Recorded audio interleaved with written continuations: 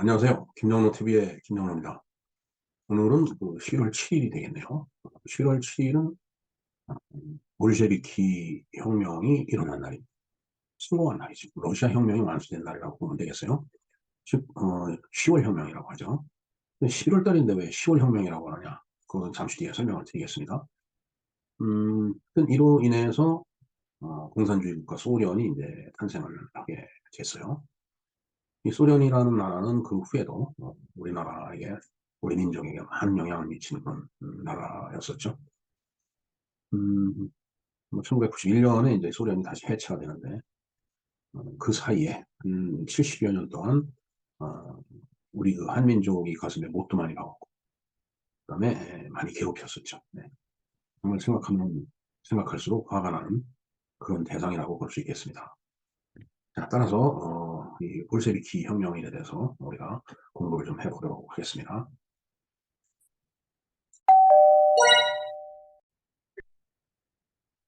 네, 볼셰비키 혁명, 즉 10월 혁명이죠. 이게 사실은 이제 러시아가 이제 율리우스력을 쓰고 있었기 때문에 10월이라고 되어 있는데 실제로는 이제 11월 달이죠. 우리 그레고리력으로 봤을 때는. 그래서 11월 7일은 러시아 11월 혁명, 볼셰비키 혁명이 일어난 날이다. 11월 7일이 이제 그렇습니다. 바로 오늘이. 당시에 그 러시아는 이제 조금 전에 말씀드렸듯이 율리우스력을 쓰고 있었기 때문에 10월 25일로 이제 기록이 이제 돼 있는데, 그래서 이걸 10월 혁명이라고 부른다 이거죠. 그러나 실제 지금 우리가 쓰고 있는 이 그레고리력에 의하면은 11월 7일이 된다라는 그런 얘기가 되겠습니다. 그래서 이제 러시아 혁명이 이제 일어나는데, 이 러시아 혁명이 일어남으로 인해서 이제 그 소련이 이제 탄생을 하게 되죠. 소련은 1917년 11월 7일 날 이제 탄생이 되는 거죠. 이 볼셰비키 혁명이 일어난 날을 이제 소련 탄생의 어떤 기준으로 이제 잡고 있는 거죠. 예. 그럼 소련이 탄생하고 러시아 혁명이 일어나게 된 그 배경을 한번 살펴보도록 하겠습니다. 자, 러시아 혁명. 음, 우리가 이제 러시아 혁명을 러시아 혁명이 뭐 우리나라는 이제 예를 들어서 뭐 4.19, 5.16 해서 이게 하루아침에 일어난 것이 혁명이 아닌가 뭐 이렇게 이제 생각을 할 수가 있는데, 음, 이 러시아 혁명은 상당히 이제 장기간에 걸쳐서 이제 일어난 혁명이 이제 되겠죠. 네. 자, 그 배경을 한번 보도록 하겠습니다. 벌써 이게 모습이 아주 이제 옛날 이제 러시아 모습인데, 음, 러시아 혁명이 이제 1917년 2월과 10월에 러시아에서 일어난 마르크스주의에 입각한 세계 최초의 사회주의 국가인 소련 정권이 수립된 혁명이다. 이렇게. 그러니까 1917년 2월, 10월, 근 1년 가까이 걸쳐서 일어난 이제 혁명이라고 볼 수 있겠습니다. 그래서 이 배경을 보면은 사실 이제 러시아 제국이 이제 전제 군주 정치를 실시하고 있었죠. 근데 뭐 유럽에서 산업혁명이 일어났기 때문에 뭐 러시아도 어차피 이제 산업화가 될 수밖에 없었죠. 19세기 후반부터 그러니까 1800년대 말부터 이 산업화가 본격적으로 이제 진행이 됐다라는 그런 얘기죠. 산업화가 진행이 되면은 사실은 이런 뭐 전제주의 정치 이런 것들이 무너지게 돼 있어요. 그러나 그게 그대로 유지됐기 때문에 사회 구조를 바꿔야 된다라는 그런 이제 열망이 이제 가득하게 되죠. 그러나 이제 계속 배제가 되다가 지식인들과 학생들이 자유주의 운동을 이제 전개를 하면서 사회 개혁을 이제 요구하기 시작을 한 겁니다. 그런데 이제 러시아 제국은 그때 당시에 그러한 니콜라이 2세가 자신의 제국이 변화되는 것을 두려워했기 때문에 당연히 들었겠죠. 자기의 권력을 잃어버리는 거 아닌가 뭐 이제 이런 생각을 하다 보면은 쉽게 들어줄 수가 없는 얘기죠. 그래서 이제 근본적인 개혁의 소리에 대해서 이제 귀담아 듣지 않았다라는 얘기죠.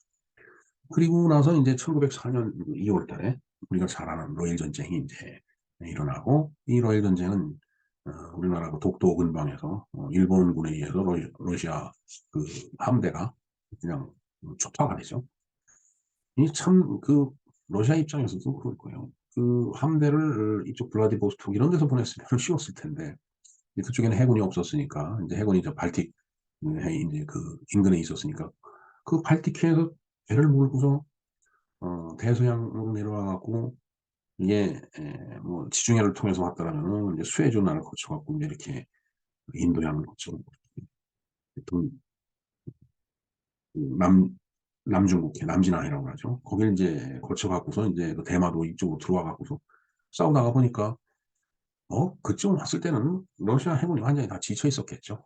그러니까 뭐 이긴다라는 거, 전쟁에서 이긴다라고 하는 것은, 사실 어떻게 보면 그 무리였다라고 이제 보여지는데, 애시당초. 뭐, 어찌됐든, 러일 전쟁에서 이제 일본한테 러시아가 이제 완전히 이제 패배를 하니까. 그렇다 보니까 전쟁에서 지금 국민 사기가 떨어지죠.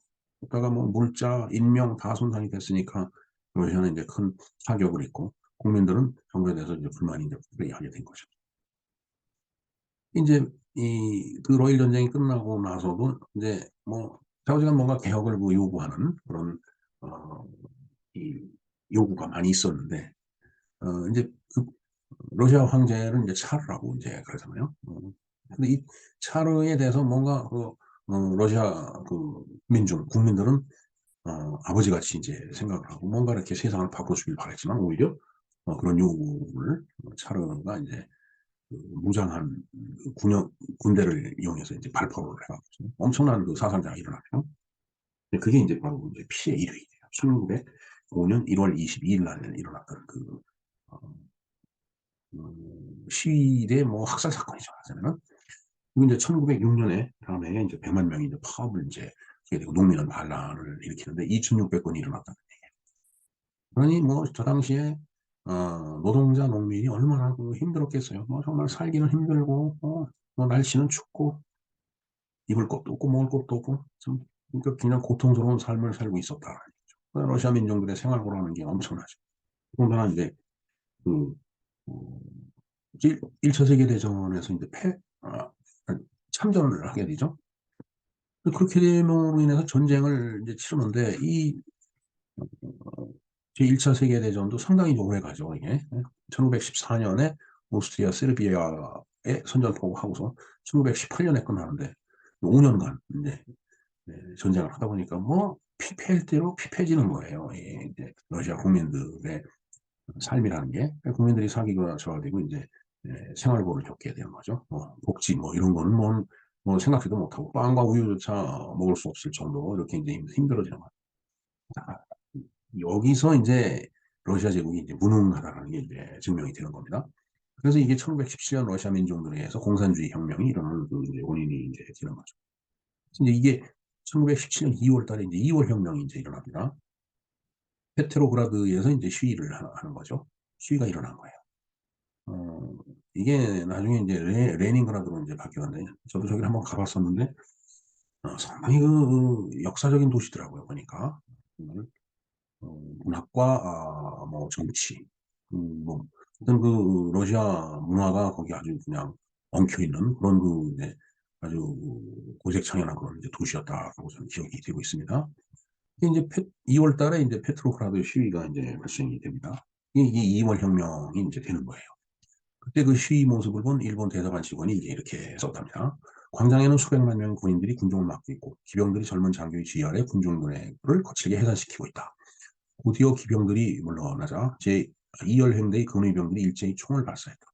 그러나 노동자들은 조금도 물러나지 않았다. 그들은 혁명가를 부르며 자유를, 시민의 행복을, 러시아의 부흥을 외치며 그 자리에 그대로 서 있었다.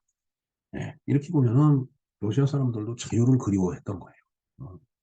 결국은 이 러시아 혁명을 통해서 결과론적으로는 자유가 박탈이 된 거지만은 그 2월 혁명이 이제 그렇게 이제 발생이 됩니다.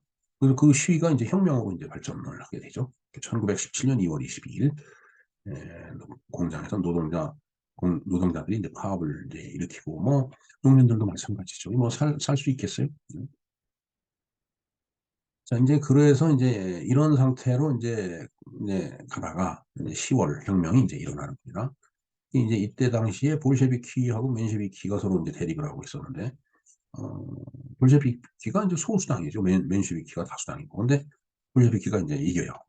그래서 이제, 9월 들어서자 페트로그라드 시내에서 볼셰비키가 전국적인 지지를 얻게 되고 볼셰비키 세력이 자리를 잡기 이제 시작을 한다. 그래서 이제 볼셰비키 혁명이 이제 일어나는 거예요. 자, 이때 이제 레닌이 등장하는 거죠. 레닌이 이제 스위스에 이제 망명을 하고 있다가 뭐 굉장히 그 정치적으로 탄압을 받았었겠죠. 그래서 이제 이 레닌이 이제 극거 귀국을 하면서 6개월 만에 이제 이 볼셰비키 혁명이 일어났는데 이게 이제 최초의 이제 마르크스주의 혁명이다. 즉 공산주의 혁명이 됐다는 얘기. 그래서 이제 4월 태제라는 게 있는데 뭐 이 태제라는 게 뭐 태제 이게 원어로 써놓으니까 굉장히 엄청난 것 같지만은 그냥 뭐 그 4월의 주제다라는 얘기겠죠. 뭐 왜 우리가 뭐 이런 일을 하는지. 근데 그거에 대해서 이제 레닌이 이제 연설을 한 겁니다. 자, 레닌의 연설 한번 볼까요? 친애하는 병사와 노동자 여러분, 저는 여러분들 노동자 병사의 소비에트를 뜻합니다. 여러분들을 러시아 혁명의 승리자, 세계 노동자 군대의 전위로 보고 경의합니다. 제국주의자들의 약탈 전쟁은 유럽 전역에서 내란을 일으키고 있습니다. 세계는 공산주의 혁명이 여명을 향해 달려가고 있습니다. 유럽이 제국주의는 금명간 무너져 버릴 것입니다. 여러분이 이뤄낸 러시아 혁명은 이미 새로운 시대를 열었습니다. 세계 공산주의 혁명 만세. 그러니까 마르크스 레닌주의를 이제 어, 러시아 땅에 이제 실천을 하게 되는 거죠. 이게 이제 4월 태제를 이제 이때 이제 발표를 했다라는 얘기입니다. 결국은 임시정부를 타도하고, 그다음에 모든 권력은 소비에트로. 이렇게 이제 어, 임시정부가 이제 뭐 과도정부가 이제 이렇게 그 이제 세워졌었지만 이제 뭐 그냥 무정부 상태였었다고 이제 보여죠. 그래서 이제 이 결국은 임시정부를 이제 타도를 하는데 여기 보면 문화어라고 그러고 임시정부라고 이 문화어가 이게 북한말을 뜻하는 겁니다. 이참 위키백과는 뭐 어떤 정체성을 갖고 있는 건지 모르지만 이 꼭 이런 식으로 쓰더라고요. 네, 과도정부 인터림 가버넌트다라는 그런 얘기가 되겠습니다. 자, 그래서 이제 임시정부가 함락이 이제 되죠. 예. 트로츠키가 이제 이때 소비에트 의장이 됐는데 트로츠키가 결국 나중에는 이제 이제 이쪽 그 볼셰비키에 의해서 이제 매장을 당하죠. 예. 자, 어찌 됐든 그 임시정부가 이제 함락이 되고 이제 러시아는 내전으로 들어갑니다. 그래서 10월 혁명 이후의 내전은 기본적으로 황제를 지지하는 백군과 혁명을 지지하는 적군 사이의 내전을 말합니다. 백군, 적군, 뭐 운동회를 하는 것이 아니고 어, 이게 공산주의를 뻘건거로 치라는 게 이게 적군이기 때문에 이제 이게 붉은 적자예요. 적이라는 뜻이 아니고 에너미를 뜻하는 것이 아니고 붉은 적자입니다. 여기는 이제 흰 백자를 쓰는 거고요. 결국은 영국, 프랑스, 미국, 일본 등 제국주의 국가들과의 전쟁이다. 그리고 이제 그 선언을 하는 거죠. 그렇게 해서 러시아 내전에서 이제 그 공산주의자들이 이제 승리를 하죠. 이때 이 전쟁을 이기기 위해서 노동자 농민들을 이제 더 동원을 해야 되겠죠.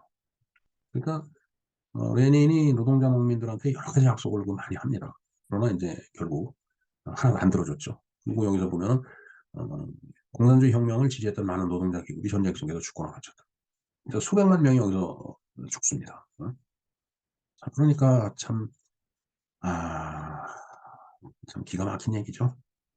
결과를 한번 보겠습니다. 끝으로 내전으로 인한 극심한 사회혼란과 경제력 파괴는 이후 혁명세로 영업으로 하여금 신경제정책, 즉 일정 부분 자본주의 도입을 허용하게 된다. 이게 그러니까 공산주의는 자본주의가 결국은 나중에 내부 모순에 의해서 몰락해갖고서 공산주의가 된다. 이렇게 이제 주장을 했죠. 마르크스 레닌 이들이. 근데 이제 너무 이제 힘드니까 일정 부분 자본주의를 도입을 했다라고 되어 있네요. 허용했다라는 얘기예요. 다시 말하자면 지금 북한에서 어, 그 김일성주의 이 주사파는 이제 우리 쪽에서 이제 말씀하죠. 그 그들이 결국은 그 인민들, 그들이 말하는 인민들을 먹여 살리지 못하니까 장마당이라는 게 허용되잖아요. 그게 바로 이제 이 일정 부분 자본주의라는 게 장마당이 바로 그런 거죠. 노동당보다 더, 뭐 막강한 게 장마당이다 하는 그 이제 우스갯소리가 있는데, 어, 결국은, 공산주의, 사회주의 국가는, 인민들을 잘 살 수 있게끔 해주지 못한다는 얘기죠. 결과론적으로. 이론적으로 멋있죠. 뭐, 공평하게 나눠 갖는다 하니까 아주 멋있어 보이는데, 결국은 그게 같이 망가지는 길이다라는 얘기예요. 그래서 이러한 일정 부분 자본주의를 도입을 허용하게 된 것이 이후에 소련 시기에 스탈린의 반혁명 시도의 일조한 요인이다.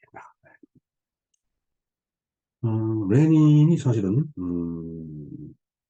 레닌이 죽습니다. 바로 1917년에 러시아 혁명이 이제 성공을 하지만 1924년에 레닌이 심장마비로 죽게 돼요. 그러니까 그 뒤를 자연스럽게 이 권력을 이어가는 사람이 누구냐면 바로 이 스탈린이 되겠습니다. 여기 보면은 뭐 스탈린 이름을 예, 이오시프 뭐 스탈린이라고 돼 있는데 영어로 보면 조세프 스탈린이더라고요. 조세프 영어로 읽으면. 자, 그래서 이때 이 상황을 갖다가 소설로 쓴 사람이 바로 조지 오웰이죠.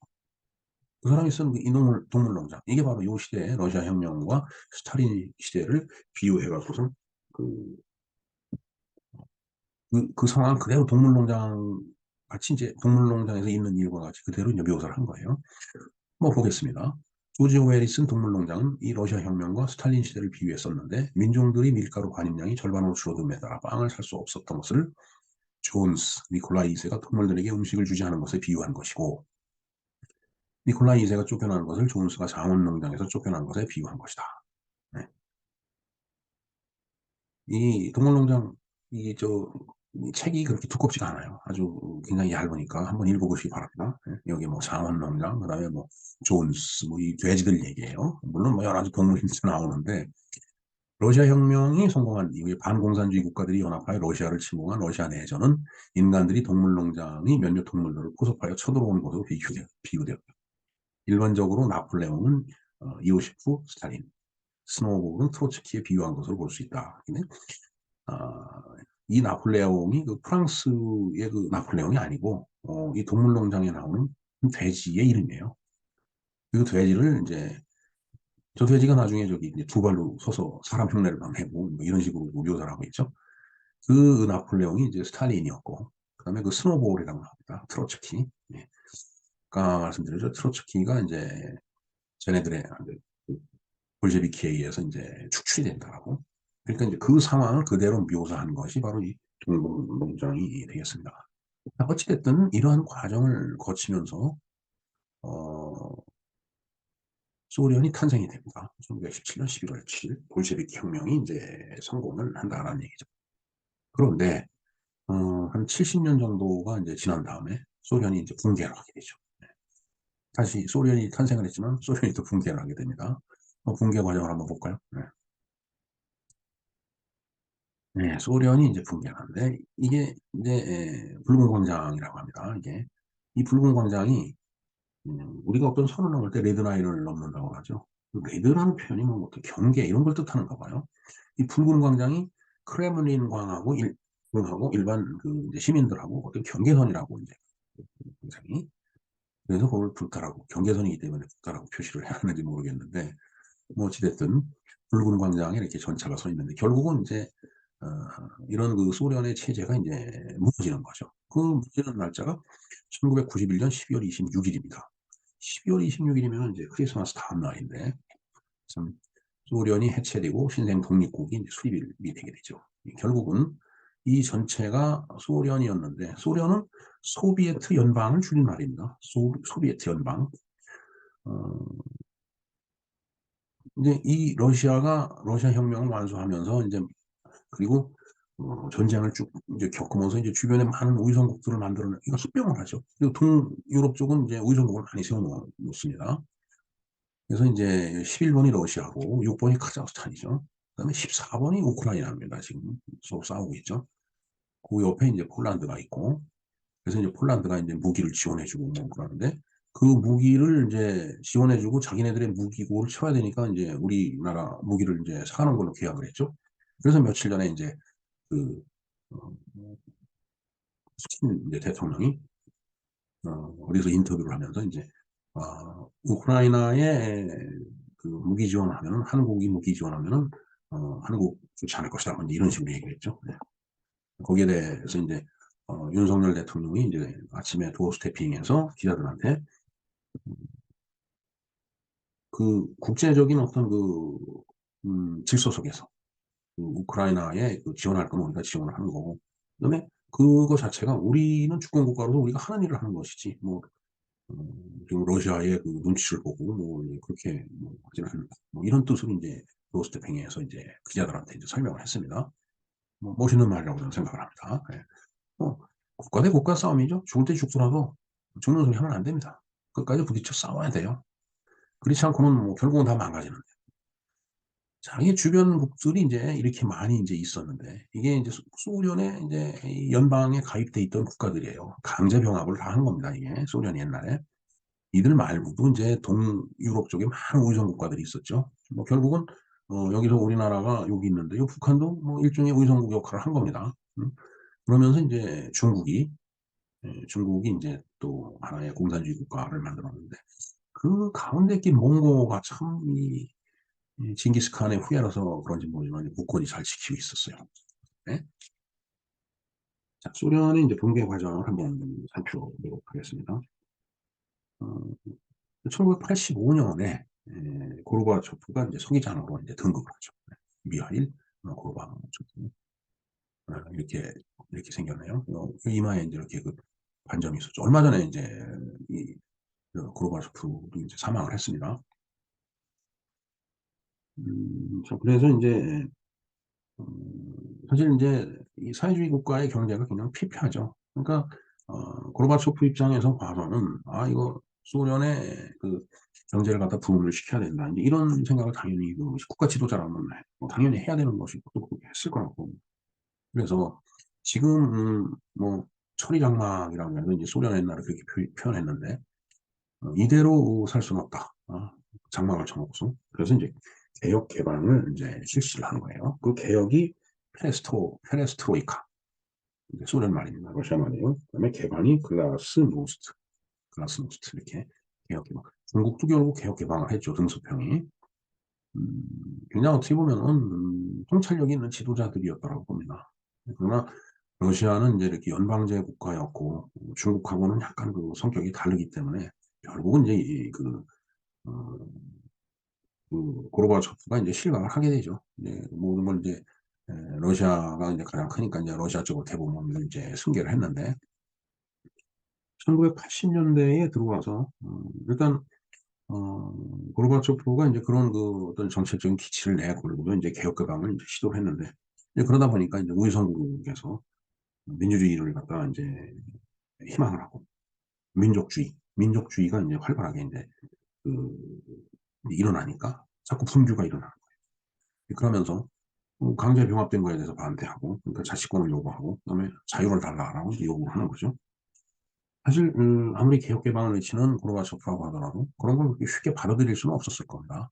왜? 국가가 해체가 되는 그런 쪽으로 갈 수 있기 때문에 뭐 결국은 결과는 그렇게 됐지만은 그런데 이제 굉장히 80년대에 들어와서 이거 뭐 발틱 국가에서도 뭐 중앙 통제에 저항을 하고 있고 그다음에 뭐 라트비아에서 시위가 일어나고 카자흐스탄에서 시위가 일어나고 이건 뭐 결국은 88 올림픽 때쯤 돼갖고서는 그 소련이 이 모스크바가 이런 수평한 그 국가들을 갖다가 통제를 할 수가 없게 돼버렸어요. 통제력이 상실된 거죠.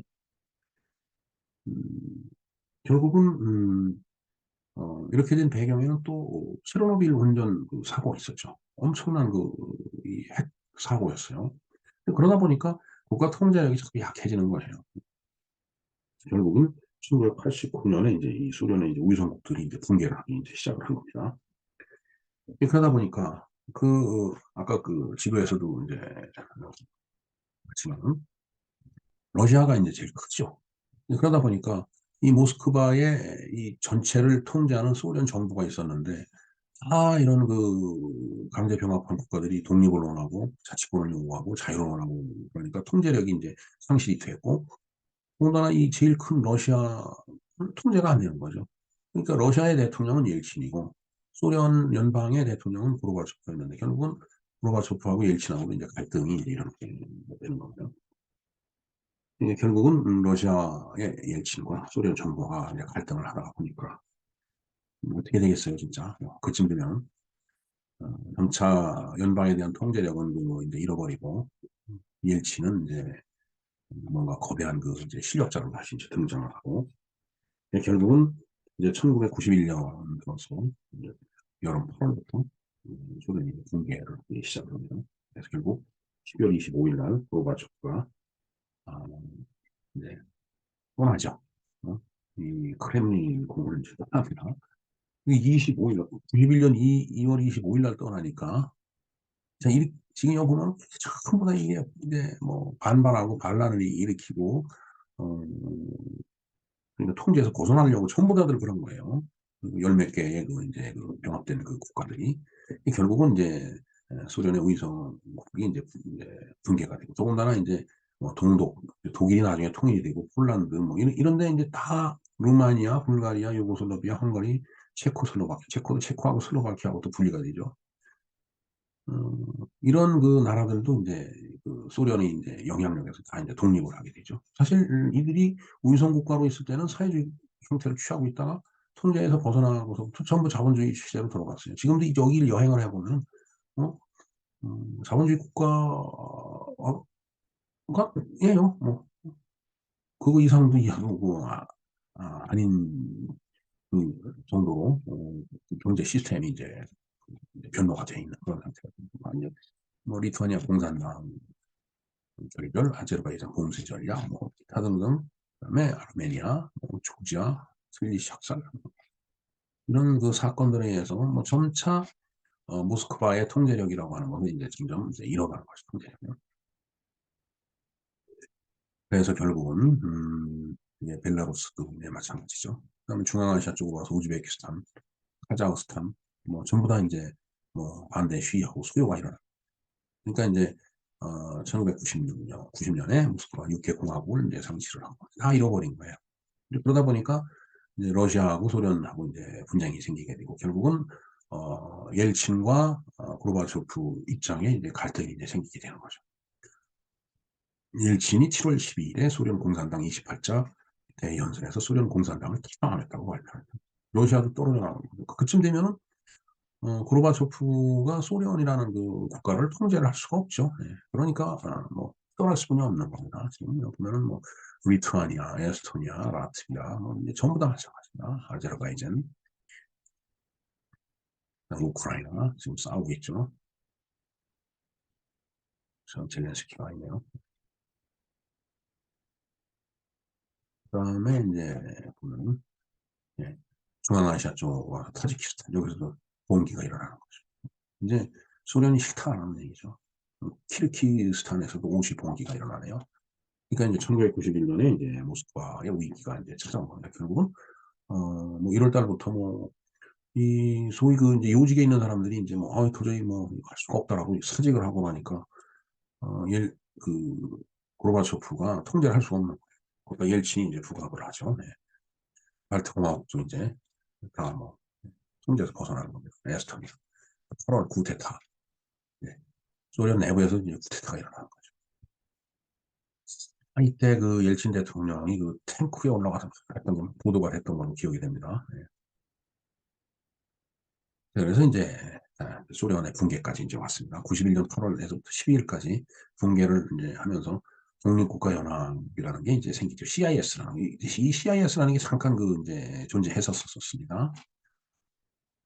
그러면서 결국은 12월 25일 저녁 7시 고르바초프는 전국 텔레비전 연설을 통해 난소비에트 사회주의 공화국 연방의 대통령직으로서의 활동을 중지한다라고 말하면서 대통령직 사임을 밝혔다. 또한 고르바초프는 연방 내각을 해체시키고 핵무기 권한을 포함한 권력이 거의 대부분을 옐친에게 양도하였다. 그보다 7일 전인 12월 17일 고르바초프와 옐친이 만나 소비에트 연방 해체는 기정사실임을 합의했다. 같은 날 러시아 SFSR 최고 소비에트는 러시아의 법적 국명을 러시아 소비에트 사회주의 연방 공화국에서 러시아 연방으로 바꾸어 주권국임을 보여주는 법령을 통과시켰다. 이 소비에트라고 하는 것은 소련의 한 부분이에요. 소비에트가 연방을 했기 때문에 소련인데 자기네들 그 국호에서 소비에트를 빼버린 거예요. 그러니까 이제는 더 이상 소련이라는 그 연방 국가하고는 관계가 없다. 연방 정부하고는 러시아 자체로 주권국이다라는 법령을 통과시켰다는 얘기죠. 12월 25일 모스크바 시각 오후 7시 32분 고르바초프가 크렘린을 떠난 후 마지막으로 소련의 국기가 내려갔고 오후 11시 40분 그 자리에 러시아 3세기가 개항되면서 상징적으로 소련의 상징이 사라졌다.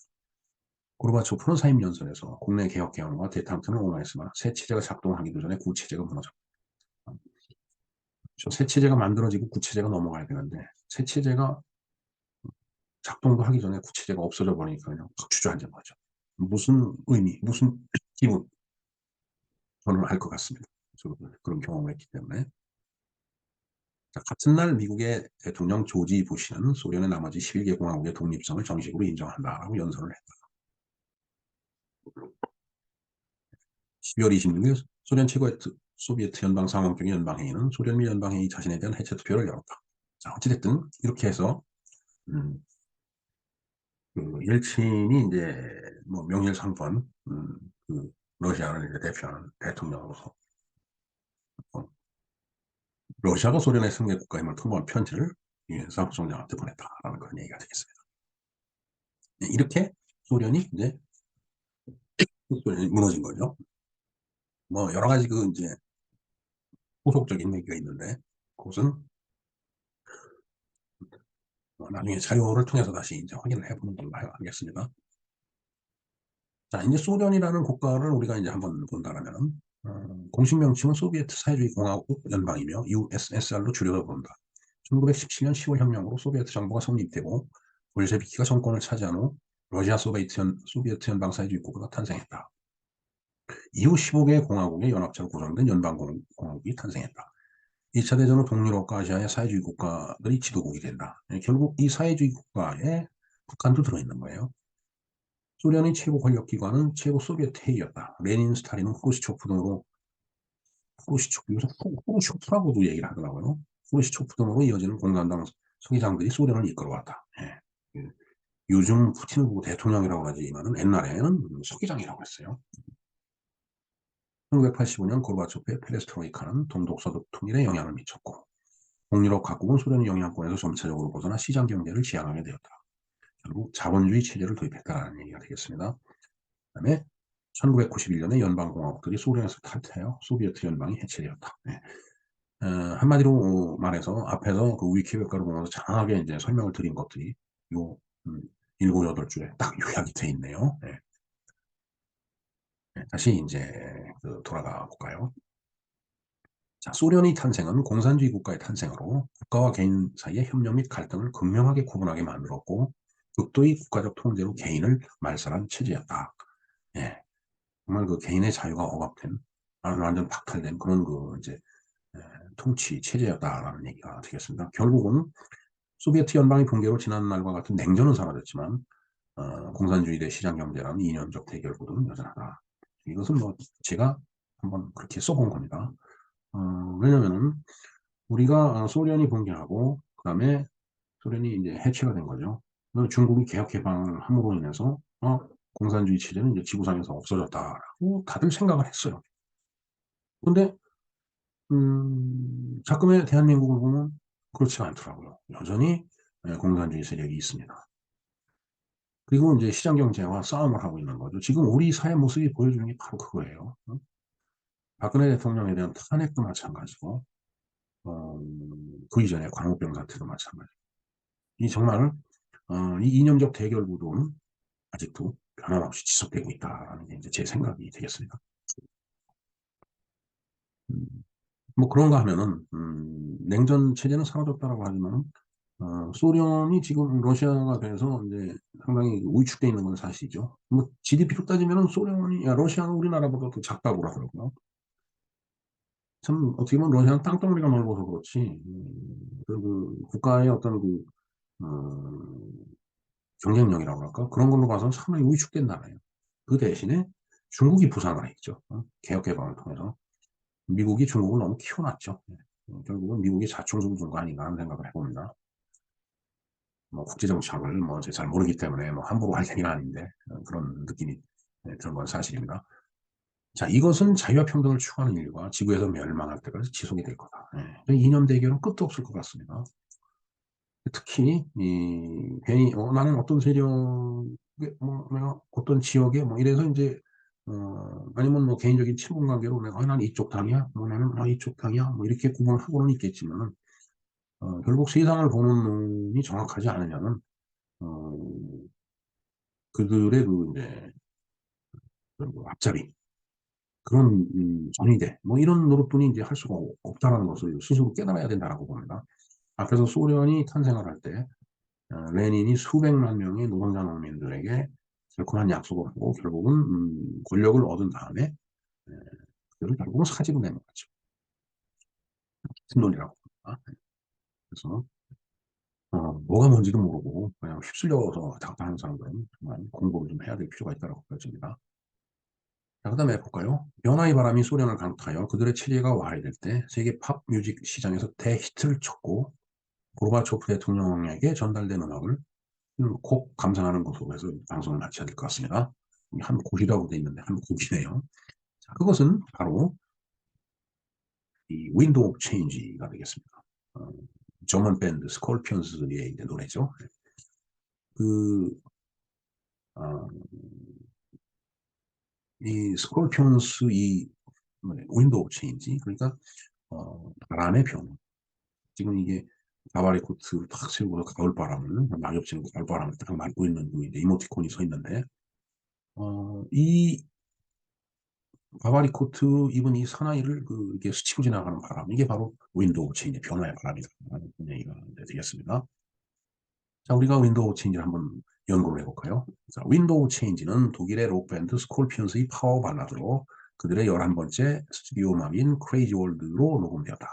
이 노래는 이 밴드의 리드싱어인 클라우스 마이네가 작곡했으며 히스 올슨과 이 밴드가 제작을 했다. 음반은 1991년 1월에 이 음반의 세 번째 싱글 음반으로 발매되었고 결국 소련의 붕괴로 이어질 쿠데타 실패 직후 전 세계적으로 히트를 쳤다.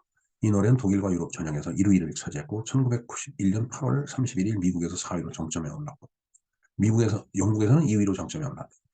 이후 1995년 라이브 음반인 라이브 바이츠와 베를린 필하모니 관현악단과 2000년 음반 모먼트 오브 글로리와 2001년 언플러그드 음반 어쿠스티카에 출연했다. 전 세계적으로 1,400만 장이 팔린 것으로 추정되는 윈도우 오브 체인지는 역사상 가장 잘 팔리는 싱글 중 하나이다. 이 곡은 독일 음악가 베스트셀러 싱글 음반을 보유하고 있다. 그 밴드는 1991년 미하일 고르바초프에게 싱글 음반의 골드 레코드를 선사했다. 2018년 10월 현재 유튜브에서 6억 2천만 건이 넘는 조회수를 기록했다. 스콜피온즈는 1억 명 이상의 조회수를 기록한 최초의 독일 밴드였다. 자, 이 노래가 고르바초프한테 이렇게 전달이 됐다는 얘기예요. 윈도우 오브 체인지, 변화의 바람. 정말 그 고르바초프가 페레스트로이카, 그다음에 글라스노스트 이런 개혁 개방을 통해서 소련이라는 나라를 바꾸고 신체제를 만들려고 하는데 구체제가 연결되지 못하고 미리 붕괴되는 바람에 이제 결국은 대통령직을 사임을 한 그런 그 이제 역사의 뒷배경에 깔려 있는 음악이다라고 이제 보면 될 것 같습니다. 예, 뭐 상당히 여러 나라에서 이제 히트를 쳤다라는 기록이 좀 나와 있네요. 윈도우 체인지 한번 시간 나실 때 한번 이제 들어보시면 좋을 것 같습니다. 그런가 하면은 오늘이 이제 입동이 되겠습니다. 방송번호 30번으로 작년 11월 7일 날 입동에 대해서 이제 제가 말씀을 이제 드렸는데 뭐 입동을 간단하게 한번 볼까요? 네. 입동 상관과 소설 사이에는 24절기 중에 하나다. 양력 12월 7일이나 8일 무렵이다. 태양의 환경이 225도이며 겨울이 시작되는 날이다. 예. 겨울로 이제 우뚝선다라는 얘기죠. 물로 들어간다는 얘기. 각 마을에서는 햇곡식으로 시루떡을 만들어. 뭐 지금 뭐 추수를 막 하고 있을 겁니다. 그럼 햇곡식이 이제 나오니까 그걸로 시루떡을 만들어서 집안 곳곳에 놓으며 이웃은 물론 농사에 힘쓴 소에게도 나눠주면서 1년을 마무리하는 제사로 드린다. 또한 각 가정에서 이날을 기준으로 김장 준비를 이제 김장할 때가 됩니다. 1주나 2주 정도 후에 김장 당구는 그 행사가 있더라고요. 그래서 이제 초대를 받아서 좀 가야 될 것 같은데 뭐 어찌됐든 입동은 이제 겨울로 들어가면서 겨울 채비를 해야 된다라는 그런 얘기가 되겠습니다. 네. 음, 글쎄요, 뭐 이게 윈도우 체인지가 사실은 한번 들어보면 참 좋겠지만은 여기서 이제 이 음악을 우리가 듣게 되면 이게 이제 저작권 침해에 이제 걸리게 되더라고요. 그래서 제가 이 자리에서 들려드리기는 좀 어려울 것 같고, 뭐 유튜브 상에서 여러분들이 윈도우 체인지 스콜피온스의 노래를 검색을 하면 나옵니다. 아주 정말 좋은 그 시대의 좋은 음악이니까 한번 여러분들 감상을 해보시기 바랍니다.